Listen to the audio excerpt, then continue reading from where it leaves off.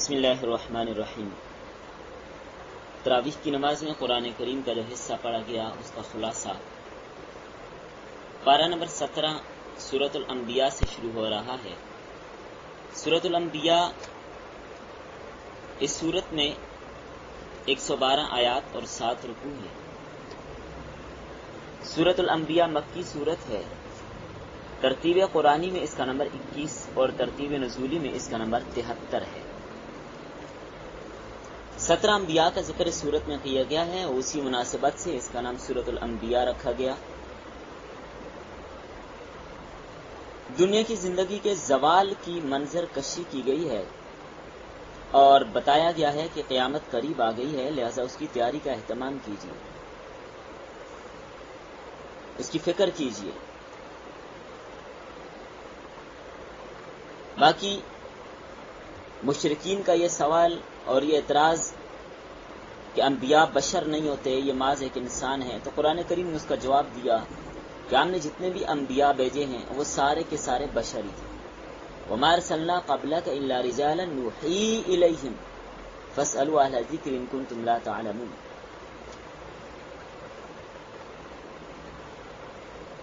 ظالم قوم کے انجام کی طرف یہ صورت میں توجہ دلائی گئی ہے جن پہ اللہ تعالیٰ کی طرف سے عذابات نازل ہوئے۔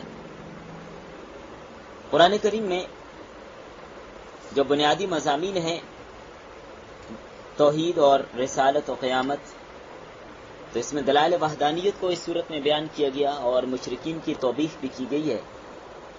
اللہ تعالیٰ کے وجود پر اور وحدانیت پر 6 دلائل بیان کیے گئے ہیں کہ آسمان زمین سے ملے ہوئے تھے، پھر ان کو الگ الگ کیا، حالانکہ اس نظریے سے اس زمانے میں کوئی بھی واقف ہی نہیں تھا۔ یہ تو ابھی تک کوئی نہیں واقف تھا، یہ ابھی تقریباً 200 سال قبل جو ماہرین فلکیات ہیں انہوں نے ہزارہا تجربوں کے بعد یہ نتیجہ نکالا ہے اور اس نتیجے پر پہنچے ہیں کہ یہ ساری چیزیں آپس میں ملی ہوئی تھی، پھر بعد میں ان کو الگ الگ کیا گیا۔ اور دیکھیے قرآن کریم 1400 سال پہلے ہی بتا رہے، 1400 سال پہلے قرآن نے بتا دیا۔ تو ایک دلیل یہ بیان کی اور دوسری دلیل فرمائی کہ جانداروں کو پانی سے پیدا کیا۔ تیسری دلیل زمین پہ پہاڑ بنائے تاکہ یہ محفوظ ہو جائے، ہلے نہ، حرکت نہ کرے، اس میں اضطراب کی کیفیت نہ ہو۔ آج بھی دنیا میں کہیں نہ کہیں کوئی آتش فشاں پھٹتا ہے تو زندگی مشکل ہو جاتی ہے، محال ہو جاتی ہے۔ زلزلے آتے ہیں تو زندگیاں مشکل ہو جاتی ہیں۔ اور ایک دلیل یہ بیان فرمائی کہ آسمان کو چھت بنایا، آسمان کو چھت بنایا، لاکھوں ستارے اس میں گھوم رہے ہیں، لاکھوں ستارے اس میں چل رہے ہیں، یہ ایک نظام ہے اللہ رب العزت کا۔ اور پھر ایک دلیل رات اور دن کا نظام پیدا فرمایا، اس کا آنا جانا، یہ سب اللہ کی توحید کی علامت اور دلائل ہیں۔ توحید کے اس بات اور قیامت کے اس بات اور اس پر دلائل کے بعد 17 انبیاء کرام کا یہاں ذکر کیا گیا، ان کے واقعات سنائے گئے۔ واقعات سنانے کا وقت نہیں ہے، صرف میں تذکرہ کر دیتا ہوں جن انبیاء کا ذکر ہوا۔ حضرت موسیٰ علیہ السلام، حضرت ہارون علیہ السلام، حضرت ابراہیم علیہ السلام، حضرت لوط، حضرت اسحاق، حضرت یعقوب، حضرت نوح، حضرت داؤد، حضرت سلیمان، حضرت ایوب، حضرت اسماعیل، حضرت ادریس، حضرت ذوالکفل، حضرت یونس، حضرت زکریا، حضرت یحییٰ، حضرت عیسیٰ علیہ السلام۔ ان 17 انبیاء کا تذکرہ یہاں پر کیا اور یہ بتایا کہ سبھی کی دعوت ایک ہی تھی، سب اللہ کی طرف بلا رہے تھے، سب توحید کی طرف بلانے والے تھے، سب شرک کی تردید کرتے رہے اور رسم و رواجات کی سب تردید کرتے رہے، خرافات کی تردید کرتے رہے۔ اور پھر اس صورت کے اندر یاجوج ماجوج کا ذکر بھی کیا گیا، تفصیل تو نہیں ہے، تفصیل سورہ کہف میں ہے۔ اور اس کے بعد مشرکین اور ان کے بتوں کا تذکرہ کیا کہ یہ سب دوزخ کا ایندھن ہوں گے۔ سورت کے آخر میں نبی کریم صلی اللہ علیہ وسلم کی عالمی نبوت کا تذکرہ کیا کہ آپ صلی اللہ علیہ وسلم سارے جہانوں کے لیے رحمت ہیں، ہر طرح کے دلائل پیش کیے، اور جو نہ مانے تو اللہ کے رسول صلی اللہ علیہ وسلم نے دعا فرمائی کہ یا اللہ فیصلہ فرما دیجئے، حق اور باطل میں فیصلہ۔ بدر کے دن یہ فیصلہ ہو گیا حق اور باطل کے درمیان۔ تو یہ سورت کے مختصر مضامین تھے جو میں نے عرض کیے۔ تو آج یہ سورۃ الحج۔ سورۃ الحج، سورہ حج مدنی سورت ہے۔ اس صورت میں 78 آیات اور 10 رکوع ہیں. 78 آیات اور 10 رکوع ہیں. ترتیب قرآنی میں اس صورت کا نمبر 22 ہے اور ترتیب نزولی میں اس کا نمبر 103 ہے.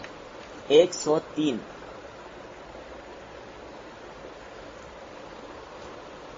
کیونکہ صورت میں حضرت ابراہیم علیہ السلام نے جو اعلان حج کیا تھا اس کا تذکرہ ہے، اس لیے صورت کا نام سورہ حج ہے. مکی صورتوں میں چونکہ عام طور پر عقائد پر بحث ہوتی ہے، لیکن اس کا یہ مطلب نہیں ہے کہ مدنی صورتوں میں عقائد پر بحث نہیں ہوتی، اس لیے مدنی صورت ہے لیکن اس میں عقائد پر بحث بھی ہے. مضامین اس میں مکی صورتوں والے ہیں، عقیدہ توحید اور اسی طرح وعید و انذار، مرنے کے بعد کی زندگی، جنت اور دوزخ، قیامت کے مناظر، ہولناکیاں. سورت کی ابتدائی اس انداز سے ہوئی کہ دل ہلا کر رکھ دینے والی بات، جسم پر کپ کپی طاری ہو جاتی ہے. یا ایھا الناس، کس انداز سے بلایا اللہ تعالیٰ نے، کیسے خطاب کیا. یا ایھا الناس اتقوا ربکم ان زلزلۃ الساعۃ شیء عظیم. اے لوگو اپنے پروردگار سے ڈرو، بے شک قیامت کا زلزلہ بڑا سخت حادثہ ہے. فرمایا اس دن تم دیکھو گے دودھ پلانے والی ہر عورت اپنے بچے کو بھول جائے گی اور ہر حمل گر جائے گا اور لوگ تمہیں مدوش نظر آئیں گے، حالانکہ وہ مدوش نہیں ہوں گے. اللہ کا عذاب بڑا سخت ہے، اس کو دیکھ کر یہ حالت اور کیفیت ہوگی. قیامت کا ذکر کرنے کے بعد، مرنے کے بعد جو دوبارہ اٹھنا ہے، زندہ ہونا ہے، اس کو بیان کیا گیا اور اس کو دلیل کے طور پر اس انداز سے ذکر کیا گیا، استدلال یہ کیا گیا، انسان کی تخلیق کے مراحل بیان کیے. انسان اپنی پیدائش اور تکوین میں مختلف مراحل سے گزرتے 7 مرحلوں کا ذکر کیا. سب سے پہلے تو نمبر 1، انسان کے باپ، تمام انسانوں کے باپ حضرت آدم علیہ السلام کو بلا کسی واسطے کے مٹی سے پیدا کیا. پھر ہر انسان نمبر 2 منی اور نطفے سے پیدا کیا، چونکہ منی خون سے بن کیا، خون غذا سے اور غذا مٹی سے آتی ہے. نمبر 3 تیسرا مرحلہ خون سے لوتھڑا بنا. چوتھا مرحلہ بوٹی بنتی ہے اور 5واں مرحلہ، اس مرحلے میں بچہ پیدا ہو جاتا ہے، دنیا میں آ جاتا ہے، خواص کے اعتبار سے بڑا کمزور ہوتا ہے. 6 مرحلے میں جوان ہو جاتا ہے، قوت و عقل حد کمال کو پہنچ چکی ہوتی ہے. پھر سمجھتے سب سے زیادہ طاقتور تو میں ہی ہوں. 7واں مرحلہ یہ ہوتا ہے یا تو جوانی میں انتقال کر جاتا ہے یا اتنا بوڑھا ہوتا ہے کہ ارذل العمر کو پہنچ جاتا ہے اور بچپنے والی عادات اس کی لوٹ آتی ہے. تو یہ انسان اتنے مراحل سے گزر کے گیا، اتنے ادوار اس پر گزرے، تو کیا اللہ دوبارہ پیدا کرنے پر قادر نہیں ہے؟ ایک نطفہ اور ایک جرثومہ، اس سے اللہ تعالیٰ نے انسان کو پیدا کیا، کتنے خواص اس میں چھپا کے رکھے، تو دوبارہ اس کو، انسان کو زندہ کرنے پر وہ قادر کیوں نہیں ہے؟ پھر آگے ذکر کیا کچھ لوگ تو واضح طور پر گمراہ ہیں اور کچھ تذبذب کا شکار ہیں.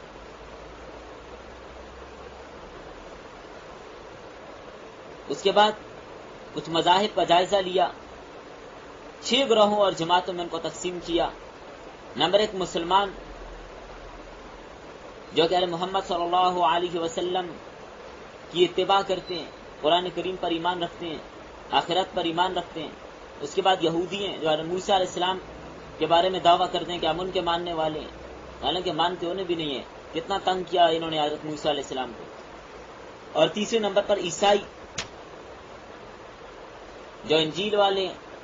صابی، یہ فرقہ ابراہیم علیہ السلام کے زمانے میں تھا، ستاروں کی پوجا کرتے تھے. مجوسی، یہ کسی آسمانی مذہب کے پیروکار نہیں ہے، سورج چاند ستاروں اور آگ وغیرہ کی پرستش کرتے ہیں. مشرک، جو بتوں کی پوجا کرتے تھے. ان میں سے 5 فرقے شیطان کے، صرف پہلا فرقہ ہے جو رحمان کا ہے. قیامت کے دن فرمایا ان کے درمیان ہم فیصلہ کر دیں گے. پھر ابراہیم علیہ السلام نے بیت اللہ کو تعمیر کیا، اس کا تذکرہ کیا گیا، اور جو اعلان کیا گیا جبل ابی قبیس پہ کھڑے ہو کر حج کا اعلان فرمایا. اللہ نے اپنی قدرت کاملہ سے یہ اعلان ارض و سما میں رہنے والوں تک پہنچا دیا. پھر حقیقی مومنوں کی علامات بیان فرمائی کہ وہ اللہ کا خوف رکھتے ہیں، مصائب پر صبر کرتے ہیں، نماز کی پابندی کرتے ہیں اور مصارف پر خرچ کرتے ہیں. یہ 4 صفات بیان کی. پھر جانوروں کی قربانی کا حکم دیا گیا اور اس کے بعد یہ بتایا کہ ان کا خون اور گوشت یہ اللہ تک نہیں پہنچتا، تمہارے اخلاص تقوی اللہ تک پہنچتا. مناسک حج کو ذکر کیا گیا اور پھر اس کے بعد دوسرے انبیاء کی بعثت کا مقصد جو تھا دعوت پہنچانا، یہی مقصد آپ صلی اللہ علیہ وسلم کی بعثت کا بھی ہے. مشرکین مذاق اڑاتے، تمسخر کرتے، انکار کرتے، آپ کی دعوت میں شبہات پیدا کرتے. ہر نبی کے ساتھ ایسے ہی ہوا. اللہ کا دستور یہی ہے کہ لوگ انبیاء کے ساتھ مذاق کرتے ہیں، مذاق اڑاتے ہیں، پھر جب باز نہیں آتے، مانتے نہیں، تو اللہ کا عذاب آ جاتا ہے. تو اللہ تعالیٰ کی قدرت کے دلائل بیان کیے، کفار کے معبودان باطلہ کی تردید کی، اور اس کے بعد تشریعی احکامات بیان کیے گئے اور اہل ایمان کو جہاد فی سبیل اللہ کا حکم دیا، نماز پڑھنے اور زکوٰۃ ادا کرنے کا حکم دیا اور سورۃ حج کو مکمل کر دیا گیا. سورۃ المؤمنون پارہ نمبر 18. سورۃ المؤمنون یہ مکی سورت ہے اور 18ویں پارے کی ابتدا اسی سے ہو رہی ہے. اس سورت میں 118 آیات اور 6 رکوع ہیں.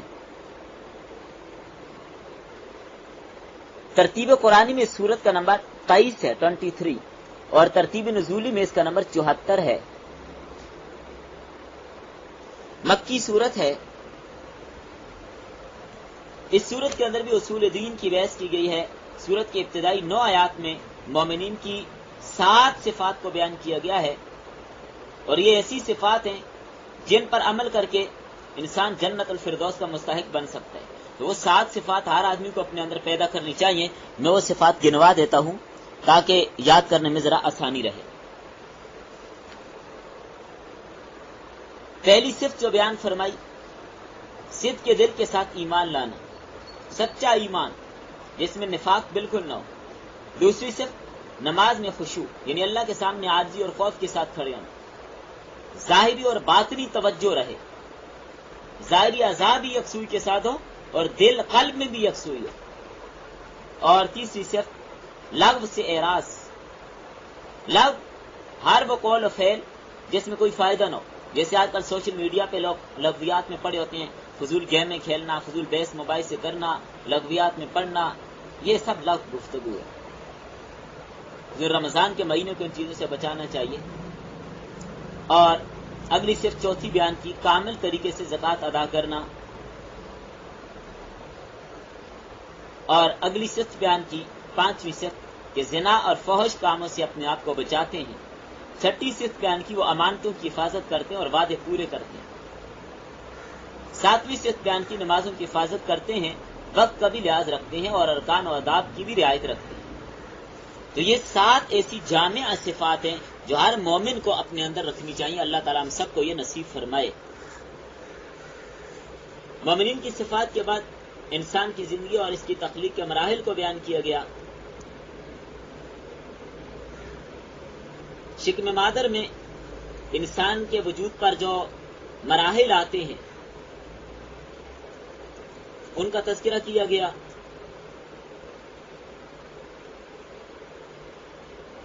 اس کے بعد تکوینی دلائل بیان کیے گئے، 7 آسمانوں اور ان کے اندر جو عجیب مخلوقات ان کی تخلیق کا ذکر کیا گیا. بارش کا تذکرہ کیا گیا، اس کی وجہ سے زمین کو آباد کیا جاتا ہے. چوپایوں اور ان کے اندر دودھ اور گوشت اور ان پر سواری اور بارد برداری کا کام آنا اور ان سے منافع اٹھانا، اس چیز کو بیان کیا گیا. یہ سب اللہ کی قدرت اور وحدانیت کے دلائل ہیں. اس کے بعد اس صورت میں انبیاء کرام کے قصص کی طرف انتقال کیا گیا ہے. حضرت نوح علیہ السلام کا واقعہ، حضرت ہود علیہ السلام کا واقعہ، حضرت صالح علیہ السلام کا واقعہ، حضرت ہارون اور حضرت عیسیٰ علیہ السلام کا واقعہ. ان تمام انبیاء کی ایک ہی دعوت اور ایک ہی مشن اور ایک ہی پروگرام تھا.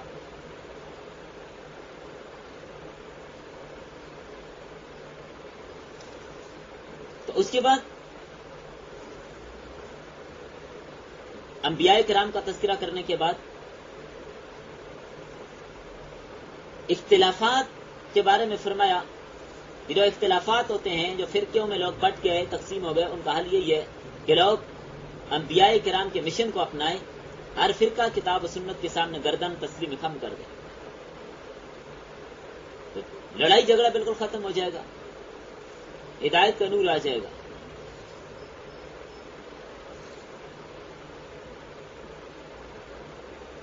نیک لوگوں کی کچھ صفات بیان کی کہ وہ اللہ کے عذاب سے ڈرتے ہیں، وہ اللہ کی تکوینی اور تشریعی آیات پر ایمان رکھتے ہیں، ریا نہیں کرتے، اخلاص کے ساتھ عمل کرتے ہیں، اور ان کو احسان کی صفت حاصل ہوتی ہے، یعنی وہ ہر وقت یوں رہتے ہیں کہ اللہ ان کو دیکھ رہا ہے۔ پھر ان مخلص مومنین کے مقابلے میں اہل شقاوت کا تذکرہ بھی کیا گیا، جو قرآن و صاحب قرآن کا مذاق اڑاتے تھے، سرکشی کرتے تھے،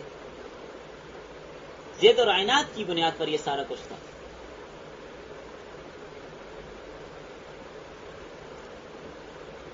ایک تو یہ تھا جو اپنی عقل کو استعمال نہیں کرتے، دوسرا یہ کہ ضد اور عناد تھی ان میں، اور تیسرا سبب یہ تھا کہ انہیں نبی کریم صلی اللہ علیہ وسلم میں کوئی جنون یا کوئی اثار نظر آتا ہے، کیا ہے، سوالی انداز میں